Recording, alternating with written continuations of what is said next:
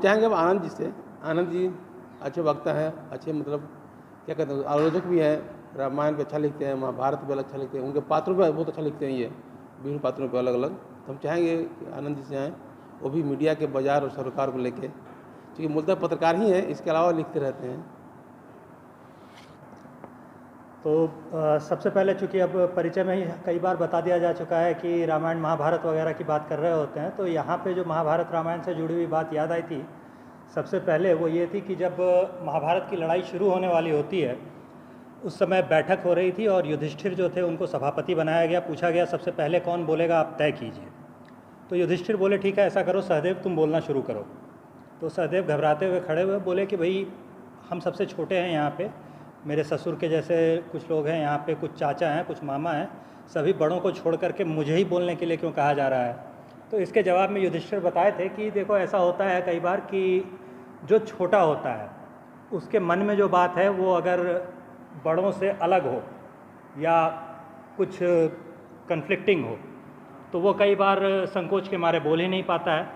तो इसलिए सबसे पहले जो सबसे छोटा हो उसको मौका देना चाहिए। तो अच्छी बात यहाँ पे ये रही कि हम लोगों ने जो सबसे छोटा था उसी को पकड़ के मौका दिया, और अच्छी बात ये निकल करके आ गई कि भाई बिकने के बाद अखबार जो है वो पहले छपता था और अब जो है वो स्थिति बदल गई है। तो ये जो बिकने और छपने का जो मामला होता है ना, इसमें बहुत इंटरेस्टिंग सी चीज़ एक होती है कि एक बार हम और वीरेंद्र जी जो हैं वो लोग एक ही जगह नौकरी करते थे। हम लोग एक ही जगह पत्रकार के रूप में नौकरी कर रहे होते थे। मज़ेदार चीज़ वहाँ पे उससे ज़्यादा ये थी कि दोनों में से किसी को तनख्वाह नहीं मिलती थी। इनको भी नहीं मिली होगी, हमको ऐसा विश्वास है, हमको तो नहीं मिली थी ये हमको पता है।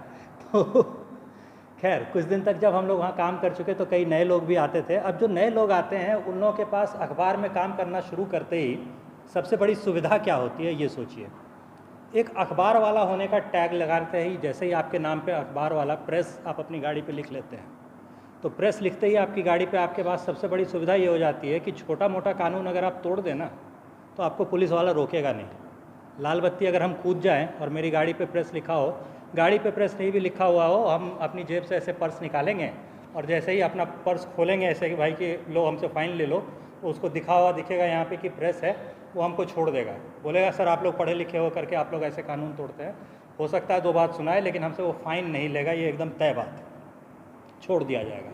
तो छोटे मोटे कानून तोड़ने की आपको छूट मिल गई। दूसरी छूट क्या मिलती है, जिस नेता या जिस अफसर के पास जाने पे आपको घंटों बाहर बैठा रहना पड़ेगा, ऐसे अगर आप काम से जाएं, आप बाहर जा कर के बोल दीजिए कि अखबार वाला है, फलाने अखबार से आया है, 5 मिनट के अंदर अंदर आपको अपॉइंटमेंट मिल जाएगी। आप अंदर जाएंगे, बात करेंगे साहब से, आ जाएंगे वापस। आपके पास उनका मोबाइल नंबर होगा, कभी भी आप रात के 9 बजे भी फ़ोन कीजिएगा, सर देखिए एक चीज़ था, ऐसा ऐसा पूछना था, वो आपको टाइम देंगे, आपसे बात करेंगे। तो ये पावर जैसे ही आपके पास आ गई, पैसा आपको सैलरी के नाम पे मिल नहीं रहा है, मतलब आपकी आर्थिक स्थिति भी अच्छी नहीं है, तो इस पावर का दुरुपयोग करने की आप क्यों नहीं सोचिएगा। सबसे पहला चीज़ तो आपके दिमाग में यही आएगा कि भैया जब ये पावर है ही तो इसी का इस्तेमाल कर लेते हैं। थाना में जैसे हम छूट जाते हैं वैसे ही किसी और को छुड़ाने के लिए पैरवी कर देते हैं, और जब वो बाहर निकल के आएगा उससे 500 रुपया ले लेंगे। क्यों नहीं कीजिएगा, कीजिएगा, बिल्कुल कीजिएगा। एक बार कीजिएगा, फिर 2 बार कीजिएगा, 5 बार कीजिएगा, और धीरे धीरे करके साल 2 साल में आपकी ये आदत पड़ जाएगी। उसके बाद आपको सुधारना भी कोई चाहेगा ना कि भैया मत करो, ये 500 रुपया लेकर के जो इंटरव्यू लेते हो ये छापना बंद कर दो। संपादक जो है उसको देखते ही समझ में आ जाता है कि कौन सा जो है ना पैसा लिख के लिखा गया है। एक नज़र भी उसको नहीं डालना पड़ेगा, मतलब पूरा खबर जो होगा उसको पढ़ना भी नहीं पड़ता है हम लोग को समझ में आ जाता है कि ये क्या करके लिखी गई खबर है। तो बोलते भी हैं, मना भी करते हैं कई लोगों को, उसके बावजूद ये चीज़ बदलेगी इसकी कोई संभावना नहीं दिखती है। तो ऐसा इसलिए होता है क्योंकि शुरू में ही उसको गलत चीज़ का आप शौक लगवा देते हैं। ये चीज़ देखिएगा तो काफ़ी हद तक अंग्रेज़ी अखबार में आपको नहीं दिखेगी, यही चीज़ काफ़ी हद तक आपको उर्दू अखबार में भी नहीं दिखेगी। तो ये अंतर जो होता है ये प्रकाशन की साइड से आने वाला, ये हम लोग की अपनी कमी है, उसको भी थोड़ा सा हम लोगों को समझना पड़ेगा। और पत्रकारिता और पत्रकारों के विषय में इस तरह की बहसें तो खैर जारी रहेंगी। कितना ज़्यादा इससे बदलाव और कितना ज़्यादा सुधार होने वाला है उसका भी हम लोगों को अंदाज़ा है, कई साल हो चुके हैं सब लोगों को काम करते हुए चूँकि इसी फील्ड में। बाकी उम्मीद करते हैं कि जहाँ पे 100 पत्रकार होंगे तो वहाँ पे भाई 30-40 जो हैं वो भ्रष्ट भी होंगे, 10-20 जो हैं वो अच्छे लोग भी होंगे, कुछ ना कुछ बदलाव आता रहेगा जितना थोड़ा सा ला पाएँ हम लोग। तो आज्ञा दीजिए अभी। धन्यवाद। एक छोटा सा सलाह है कि इसका जो कंटेंट है उसके दायरे को थोड़ा सा बढ़ाने का प्रयास किया जाए, ताकि बहुत सारी चीज़ों को भी इसमें समाहित किया जा सके। जैसे बदलते परिवेश में चुनाव सुधार के जो मामले हैं, गवर्नेंस का जो मामला है, इन सारी चीज़ों को भी इसमें शामिल करने की कोशिश किया जाए। इसके साथ ही ये कृषि प्रधान राज्य है, सिर्फ खेती किसानी से काम नहीं चलेगा। खेती किसानी के साथ साथ पर्यावरण और के मुद्दों को भी इसमें शामिल कैसे, जैसे पिछले दिनों 5,000 करोड़ रुपए का उद्घाटन हुआ, लेकिन मैंने कहीं किसी मीडिया में नहीं देखा कि इसको लेकर एक समीक्षा आई हो कि जहां एक तरफ आप घर घर जल नल योजना लगा रहे हैं और दूसरी तरफ पानी का व्यापार भी कर रहे हैं। बिहार जैसे प्रांत में जहां की जल जीवन हरियाली जैसे कार्यक्रम चलाए जा रहे हैं और 90% आबादी खेती किसानी पर निर्भर है, और यहाँ मात्र हमारी जो प्राकृतिक संपदा है वो खेती किसानी, पानी और नौजवानी है, वैसे में आप अगर इस पानी का व्यापार करते हैं तो इस किस तरह से इससे समाज को दुष्प्रभाव समाज पर पड़ेगा और किस तरह से ये मीडिया का विषय होना चाहिए, इन सारे विषयों को भी शामिल करने का प्रयास किया जाए। रहा चुनाव सुधार की बात, तो चुनाव सुधार पिछले कुछ वर्ष में काफ़ी कुछ इस पर निर्भर कर रहा है कि जो सरकार का जो व्यवहार, चाल चलन और राजनीति में बाहुबल, धनबल और सत्ता बल का जो इस्तेमाल बढ़ा है, उसमें चुनाव सुधार बहुत ही प्रासंगिक हो गया है। खास करके आप पिछले दिनों आपने देखा जब हम लोगों ने एक रिपोर्ट जारी किया जिसमें 100% अरबपति, करोड़पति ही थे। तो इससे मतलब ये है कि हम गरीबों के लिए सत्ता का जो दरवाज़ा है, सत्ता में भागीदारी का जो दरवाज़ा है वो पूरी तरह बंद हो गया है। अब उसी तरह का कुबेर ही शामिल होंगे जिनके पास पैसे हैं और ताकत हैं। तो इस तरह के विषयों को भी आप शामिल करें, मेरी ये गुजारिश होगी। और मुझे लगता है कि आप तो समय समय पर लिखते भी रहते हैं, तो मेरा एक छोटा सा सलाह है कि वीरेंद्र यादव न्यूज़ का जो कंटेंट का जो दायरा है वो थोड़ा विस्तार हो, जिससे कि बहुत सारी चीज़ों को भी इसमें शामिल किया जा सके। सबसे पहली बात तो ये है कि वीरेंद्र जी जो कर रहे हैं, अभी राजीव जी ने कहा है कि एक तरह कोई अभियानी पत्रकार जो काम करता है वह उसी तरह का काम है। और मुझे गर्व होता है बताने में कि वीरेंद्र यादव की आलोचना उस सर्किल में ज़्यादा होती है जो सबसे ज़्यादा जातिवादी, सबसे ज़्यादा कट्टर और सबसे ज़्यादा सांप्रदायिक लोग होते हैं। तो मुझे मज़ा आता है कि ये उनको उंगली दिखाते हैं, उनकी आंखों में आंखें डाल करके चीज़ें पेश करते हैं कि जो सबसे ज़्यादा इन चीज़ों से ही घिरे रहते हैं, और इनके सामने तो बोलने की हिम्मत नहीं होती है, लेकिन जब ये निकलते हैं वहाँ से तब गाली देते हैं कि साला ये तो जातिवादी है। तो मुझे गर्व होता है कि कम से कम ये इन सरोकारों को सामने ला रहे हैं जो सोसाइटी में सबसे ज़्यादा उसी पर बात होती है, उसी से चीज़ें तय होती है, लेकिन बात कोई नहीं करना चाहता है, उसको लिखना कोई नहीं चाहता है। अब विधानसभा में या विधान परिषद में जातीय समीकरण क्या है यह कह देने, यह बता देने या लिख देने से हम जातिवादी हो जाएंगे, लेकिन तुम तमाम काम वही करोगे। लेकिन अगर कोई अखबार वाला लिखता है, कोई पत्रिका में लिखता है इस बात को कि कौन कौन लोग जीत करके आए हैं, उनकी जातिगत पृष्ठभूमि क्या है, उनकी सामाजिक पृष्ठभूमि क्या है, तो लोगों को लगता है कि यह जातिवाद फैला रहे हैं और ये सब सांप्रदायिक हैं। तो ये बात वो लोग करते हैं जो सबसे ज़्यादा जातिवादी होते हैं, बिल्कुल छद्म रूप से करते हैं। तो यह काम आज की तारीख में अगर हो रहा है तो हमको तो लगता है कि अभी सीमित दायरे में है, बहुत लोगों के बीच में पॉलिटिकल सर्किल में ही इनकी बातें रहती है। जनता के बीच में ये सब बातें जब जाए कि आखिरकार जो हमारे नुमाइंदे हैं वहाँ कौन कौन से लोग हैं, किस पार्टी में हैं, किस जाति के हैं, ये जानना क्यों बुरा है। आज की तारीख में मैं एक उदाहरण बताता हूँ कि हम अभी बोचहा में उपचुनाव हुआ है और उस उपचुनाव का सबसे केंद्रीय विमर्श यह है कि उस उपचुनाव में आरजेडी की जीत हुई है तो सिर्फ भूमिहारों की वजह से। केंद्रीय विमर्श यही है। और आज की तारीख में अगर मैं दूसरी बात कहूं कि अगर जो जाति जनगणना की बात हो रही है, अगर वह जाति जनगणना हो गई रहती तो पता चल जाता है किसके वोट से आरजेडी का उम्मीदवार जीता है। वहाँ पर जिन्होंने वोट नहीं दिया, जिन्होंने वोट करने के लिए जो घर से नहीं निकले या निकले तो आधे अधूरे मन से, और आधा इधर दे दिया और आधा उधर दे दिया, और श्रेय लूटने में सबसे ज़्यादा आगे हैं कि हमारे ही वोट से आरजेडी का उम्मीदवार जीता है। तो कहने का मतलब ये है कि इन चीज़ों को कौन लिखेगा? मेन स्ट्रीम मीडिया में तो इसको उस ढंग से लिखा नहीं जा रहा है। मेन स्ट्रीम मीडिया जो है इन चीज़ों को सामने नहीं ला रहा था। वीरेंद्र यादव इन चीज़ों को सामने ला रहे हैं तो इनको जातिवादी कहा जाता है। तो मुझे फक्र है कि कम से कम वीरेंद्र यादव इस तरह का जातिवाद कर रहे हैं और इनको करना चाहिए, और लोगों को करना चाहिए इस तरह का जातिवाद, हमारे और आपके जैसे लोगों को, कि ताकि ये चीज़ों को सामने रखें कि आखिरकार हो क्या रहा है। और अभी जो विमर्श का विषय है कि मीडिया का सरोकार और बाजार, तो मीडिया का सरोकार क्या है और बाजार उस पर कितना हावी है, वह यहाँ की खाली पड़ी कुर्सियाँ, हम लोगों की उपस्थिति बताने के लिए काफ़ी है कि आखिरकार यह एक छोटा सा आयोजन हो रहा है, कौन से लोग आए हैं, कितने लोग आए हैं, कुर्सियाँ क्यों खाली हैं। ये सरोकार तो ये बता ही रहा है कि हमारा सरोकार कहाँ चला गया हुआ है। हम इन चीज़ों, गंभीर चीज़ों पर बात करने के लिए जो नहीं जुटेंगे, लेकिन अभी कोई दंगाई, लफंगा, उचक्का सड़क पर कोई किसी रंग का भगवा झंडा लेकर या हरा झंडा लेकर के अगर निकल जाए तो उसके पीछे पता नहीं दर्जनों कैमरा और दर्जनों पत्रकार उसके पीछे दौड़ने लगेंगे। अभी मैं आ रहा था तो हाई कोर्ट के पास हमने देखा कि कम से कम 50 मोटरसाइकिल पर लोग चढ़ करके और हंगामा करते हुए जा रहे थे। पता नहीं उनको कौन सी ताकत उनको ये इजाज़त दे रही है और कौन से लोग ऐसा कर रहे हैं। उसकी खबर छपेगी, प्रमुखता से छपेगी, लेकिन आपके सरोकार की जो खबरें हैं उन खबरों के लिए अखबार में, चाहे मीडिया का जो भी माध्यम है, वहाँ जगह नहीं है।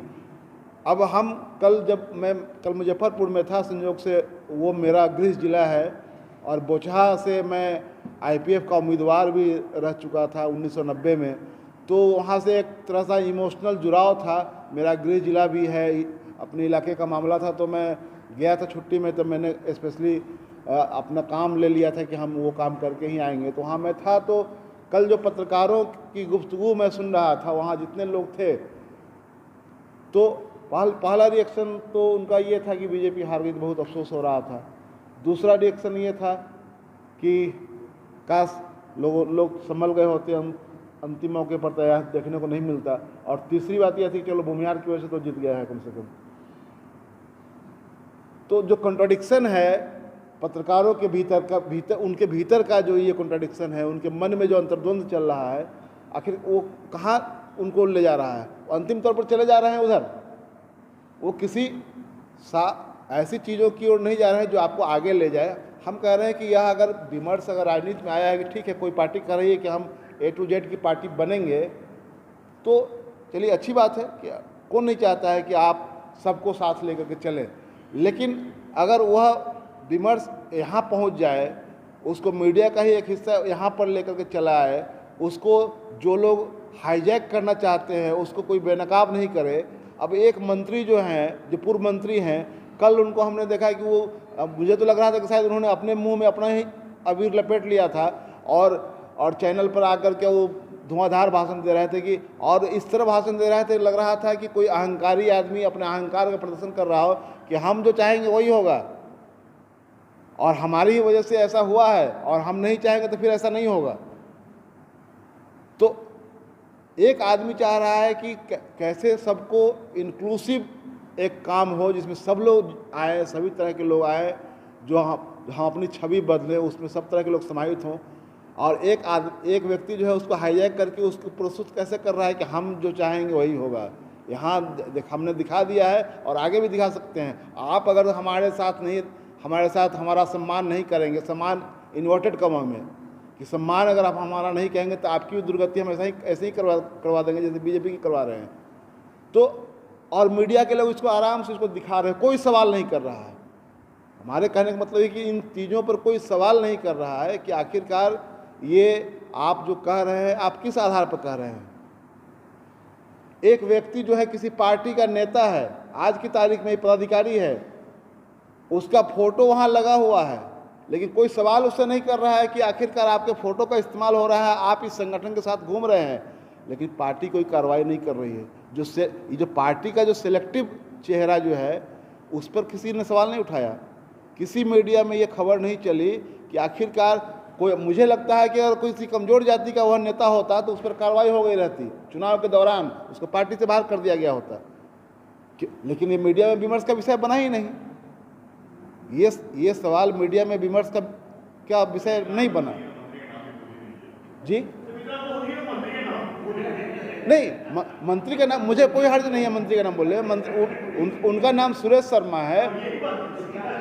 और वहाँ पूरे चुनाव, ये पूरा चुनाव जो था, हम ये कह रहे हैं कि देखिए एक पूरा एक लोकतांत्रिक चुनाव, आपके संवैधानिक व्यवस्था के तहत कोई चुनाव हो रहा है, और एक तरफ मीडिया का जो चेहरा है उसमें कितने चीज़ों को छुपाया जा रहा है। वह चुनौती जो है, उस चुनौती का मुकाबला कौन कर रहा है? वीरेंद्र जी जैसे पत्रकार ही कर रहे हैं। आप एडीआर की रिपोर्ट छापने में लोगों को कितना तकलीफ होता है, किसी भीतर के पन्ने पर लगा दिए, कहीं पर लगा, बिल्कुल कोई रिपोर्टर उस पर मेहनत नहीं करना चाहता है, क्योंकि उसको कह दिया जा रहा है ठीक है जा बना दो और लगा दो, बस उस पर उसको और कोई उस पर कंटेंट उसमें डालने की ज़रूरत नहीं होती है। तो मैं इसलिए ख़ास तौर पर उसकी चर्चा कर रहा हूँ कि दो बिल्कुल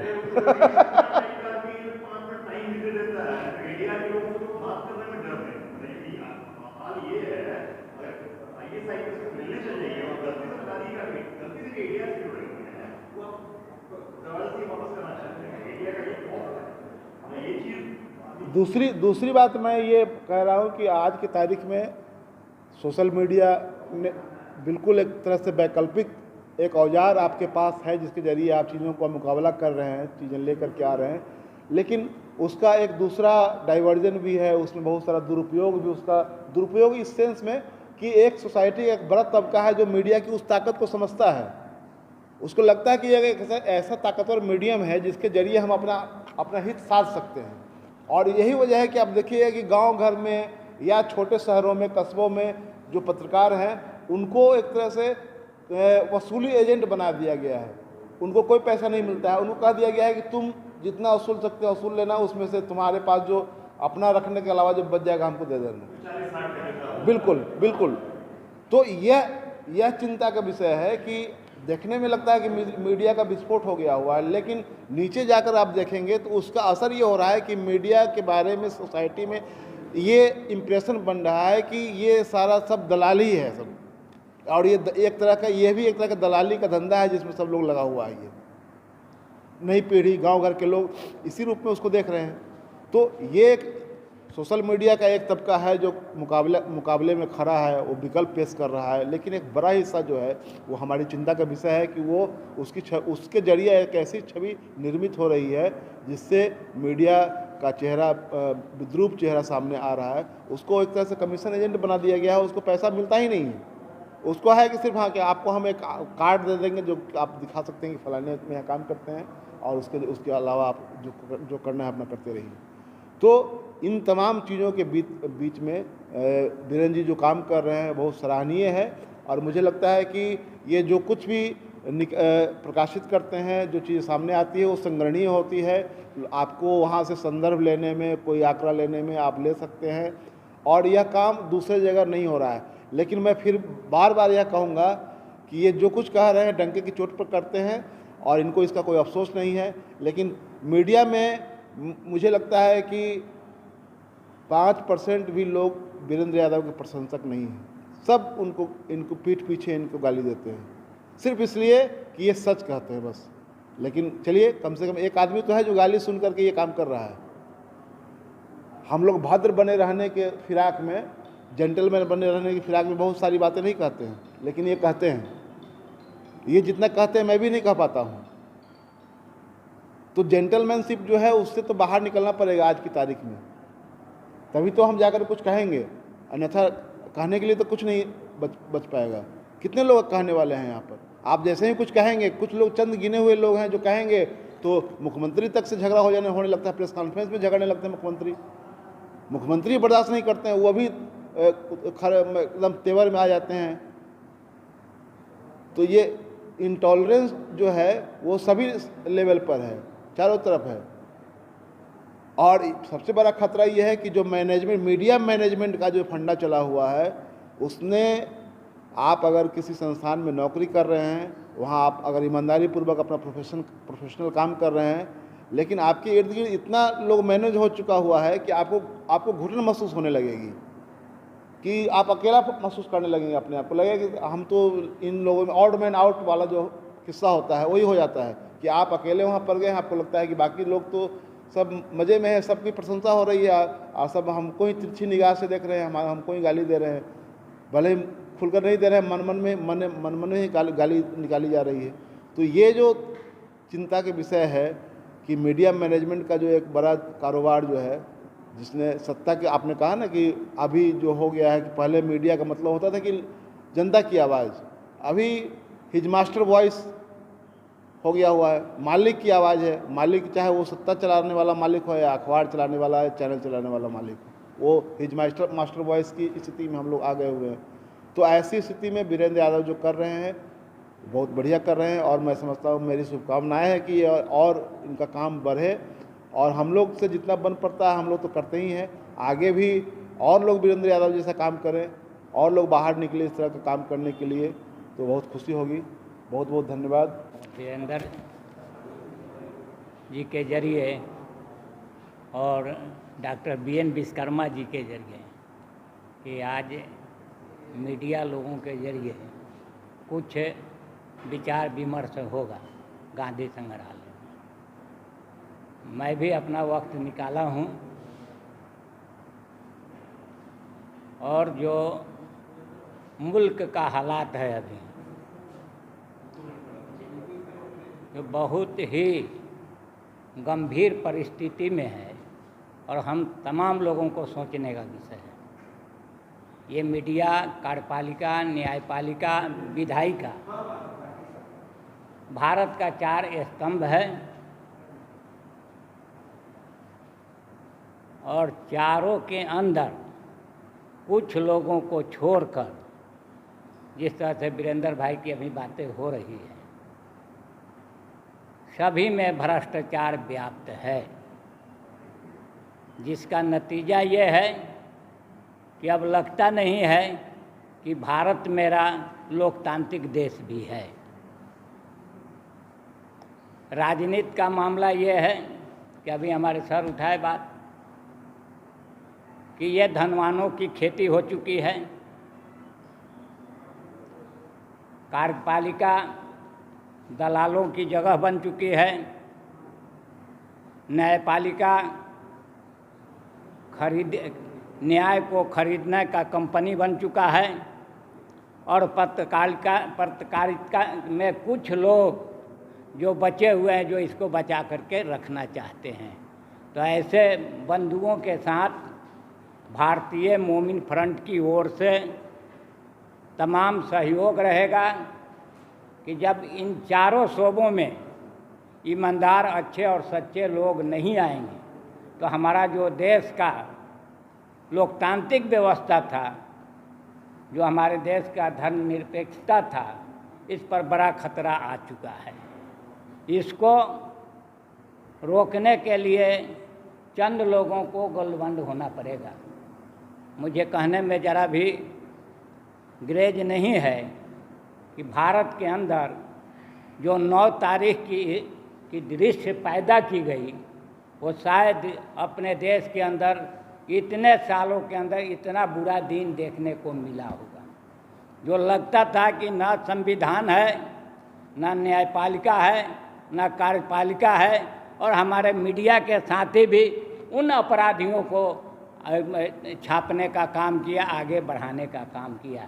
ऐसे परिस्थिति में देश जलेगा और देश को कमज़ोर होने से कोई रोक नहीं सकता है। और जो लोग कुछ बोलने वाले लोग हैं उनको जेल के सलाखों में डाल दिया जा रहा है। ऐसे मैं वीरेंद्र भाई से आग्रह करूंगा कि आप जैसे हिम्मत जुटाए हैं ऐसे साथियों की जमात बनाइए। हम लोग भारतीय मोमिन फ्रंट के लोग जो राजनीति में चाहता है कि ईमानदार, अच्छे और सच्चे लोगों के हाथों में सत्ता जाए, वो आपके साथ